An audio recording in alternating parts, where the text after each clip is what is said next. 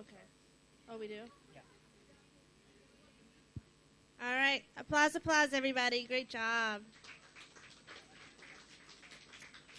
Okay, now we're going to do something called, is this the PowerPoint? Where's the PowerPoint? The PowerPoint, I think they have to switch computers. Oh, can we switch back to the PowerPoint, please? Thank you. Okay, so here we have a plus delta chart. This is a great way to assess. This is question and answer. Did you want For the to question just, and answer. yeah, go for it. Okay, so this is a plus delta chart. We gave you little sheets of paper in the very beginning. Okay, little sheets of paper we like to recycle, so use the little sheet of paper. Yes, that one. Okay, show me you the paper. Does everybody have one? If not, we'll come around. Okay, so this is a plus delta chart. We want to know something you like today, a question you might have, a concern or issue you have, something you like that you think would be more helpful. So take a moment and think and write down something that you liked, something that would be more helpful for you, a question you have, or a concern. So just write down one. If you need more paper, we'll give you another one. Okay? Yes, ma'am. Just one.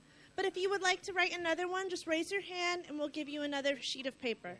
Okay? This is how we're handling the question and answer session as well. So if you have questions or answers or questions you would like answered, we're using the plus delta as our question and answer method. Yes. This is the Q&A.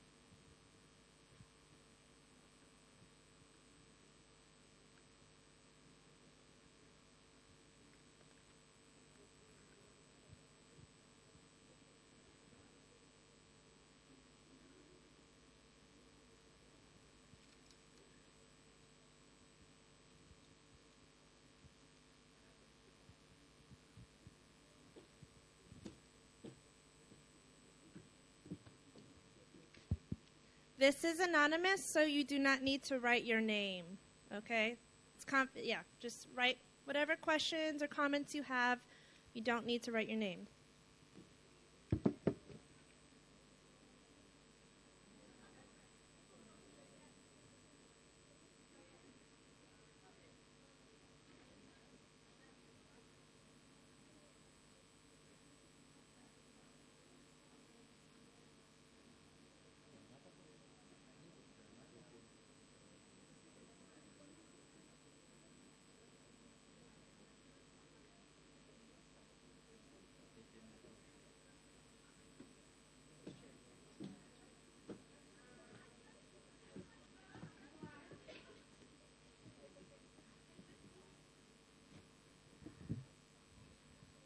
Okay, just to check with everybody, can we have a show of hands? Who has submitted their plus or delta?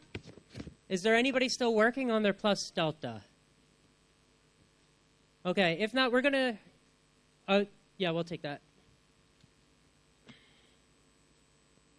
Okay, thank you so much.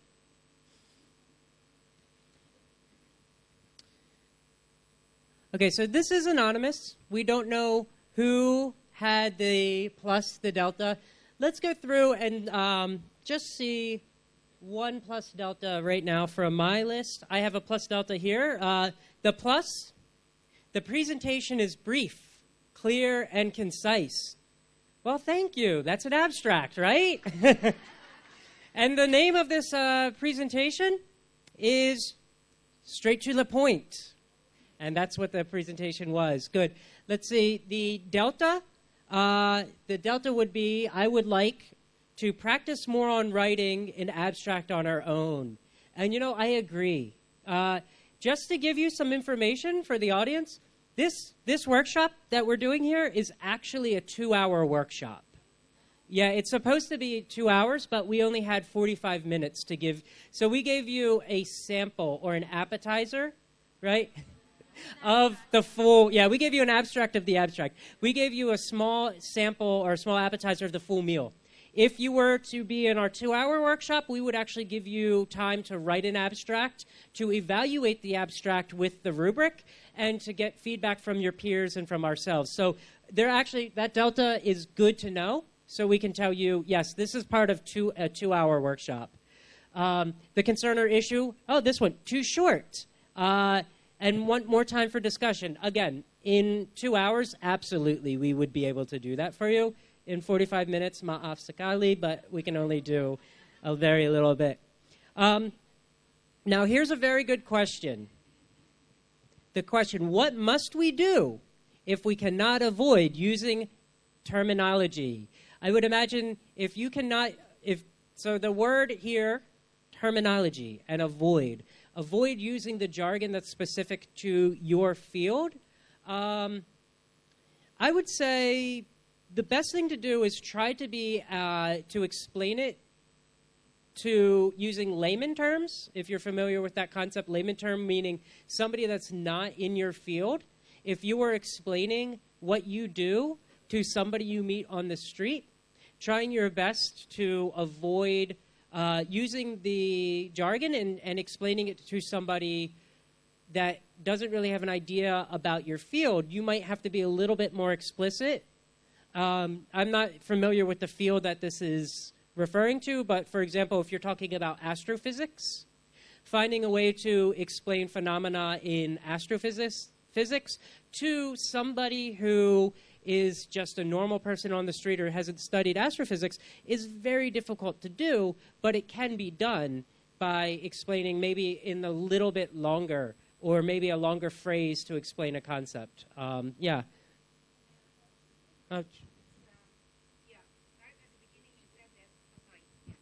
Excuse me. Yeah.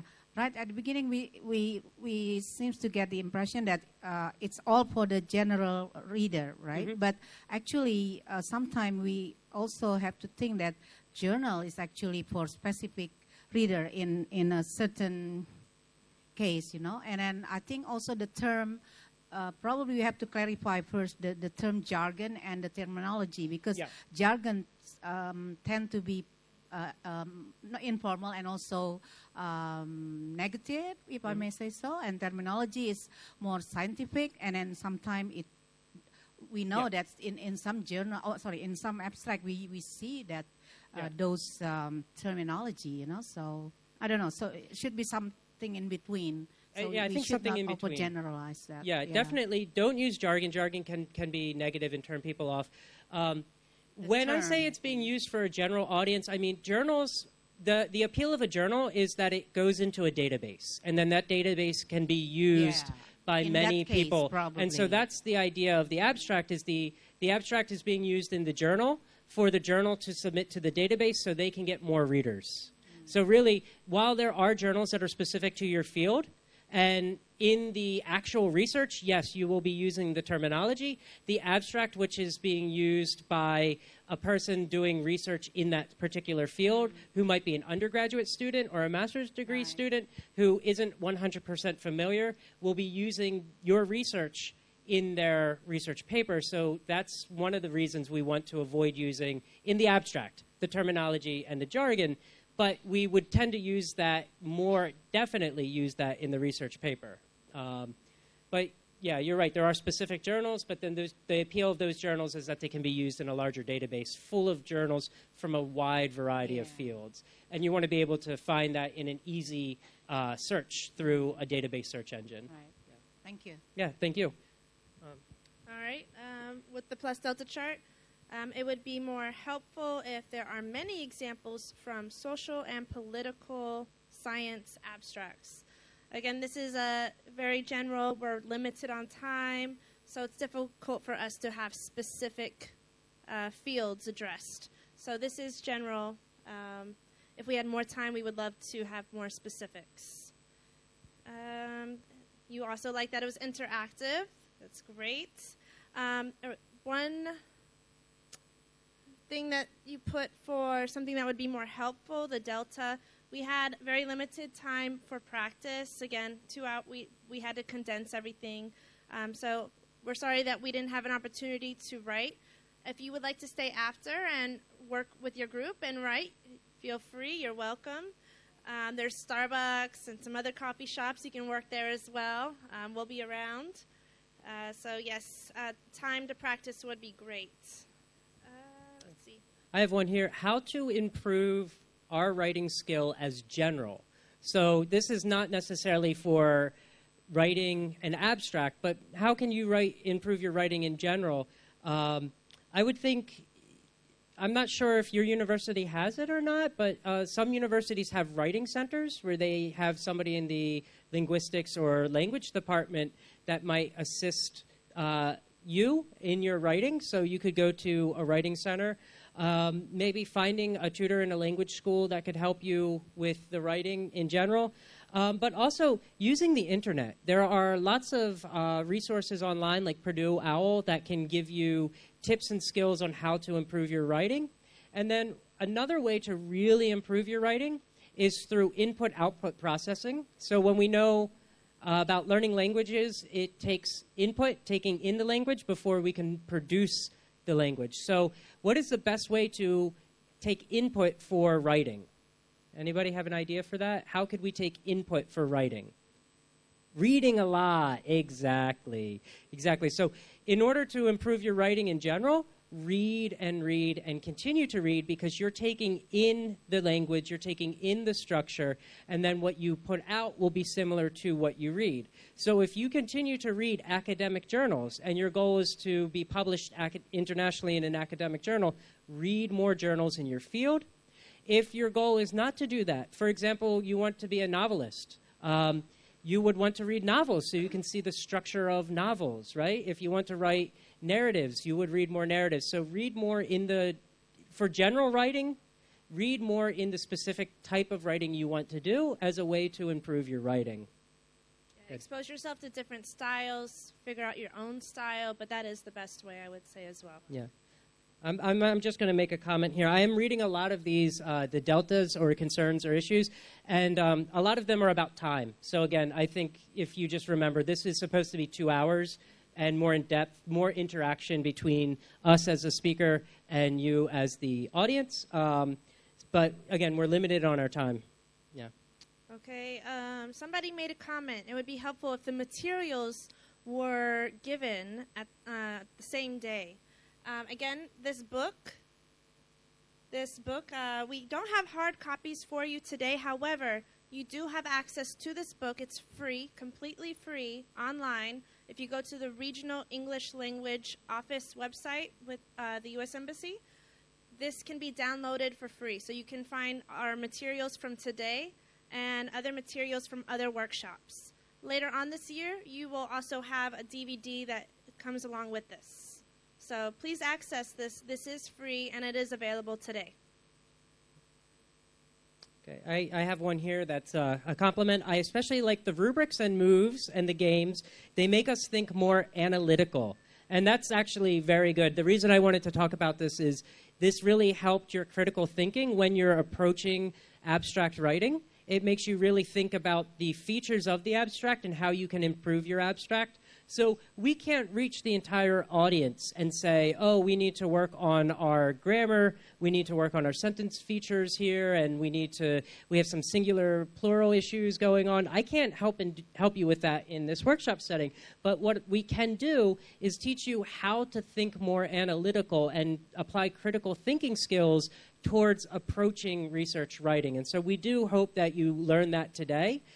Through the activities that we provided, through the games, through the rubrics. We hope that you can take what you learned here and apply it into your research paper, into the abstract that you're writing, and hopefully you can be submitted by looking at writing abstracts from a different lens. Yeah. I don't have any questions, any more questions. I do have some good feedback about today. A lot of you liked Kahoot, and you can talk to us one-on-one about that after the session, and we can tell you how to access that. Yeah, I have another question here. When should we use the past and present? Most of the time when you are writing an abstract, you should be using the past tense because it's not necessarily a rule saying you must use it, but when they do corpus analysis of research abstracts, when they've done these analysis, they found that most of the abstracts are being written in the past tense, with the exception for physical sciences that tend to use present tense. And the reason they would use present tense is they want to show how the research is more relevant to the current field and the current thinking. So you could use present tense, especially if you're in the physical sciences, to show what you're doing is more relevant. However, most of the time, people are using the past tense. So it is something to keep that in mind, that tenses should definitely be, or most likely are going to be past tense, because that seems to be the general trend. Yeah. And let's see, I like the games. Oh, here's a good question for you, Casey, and for me as well. Can Casey and Sean come back to teach at America? If we get an invitation, we will. Yeah. If they ask us to come back, yeah, sure, why not? But this is just so we can make a comment, as we said, this the academic writing for publication, this is just the abstract part, but there are many other presentations being held here at America. If you've attended the other presentations that are part of this book series, that's great. And so this is just a supplement to it. But if not, you can find these online. We will be putting together a DVD compilation, and it will be available for streaming online along with the book. So the idea is that while we are here in Indonesia, we are providing a major resource for you as future future journal writers who will get published if you need assistance. If you've already been published, great. Hopefully this is a confirmation for the things that you've been doing. But if it's not a confirmation, if it's new information, this is really helpful for you. It's something you can use going forward in the future.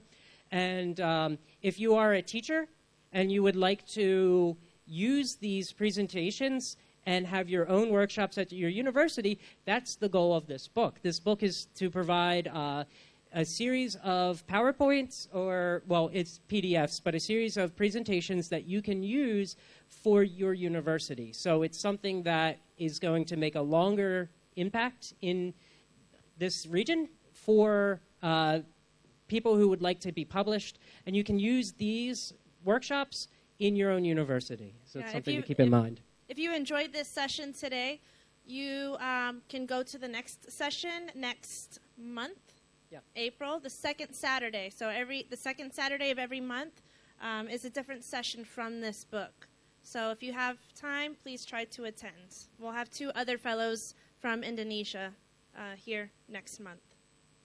So I do want to thank you for your time for coming out on a Saturday and spending the time to see us here and talk. And we hope that the information that we presented today, while it was short, and I apologize for that, we hope that you were able to take a little bit of the appetizer snack and that maybe you can continue to work on it and that you will be published internationally. Let's hope for that. Yeah.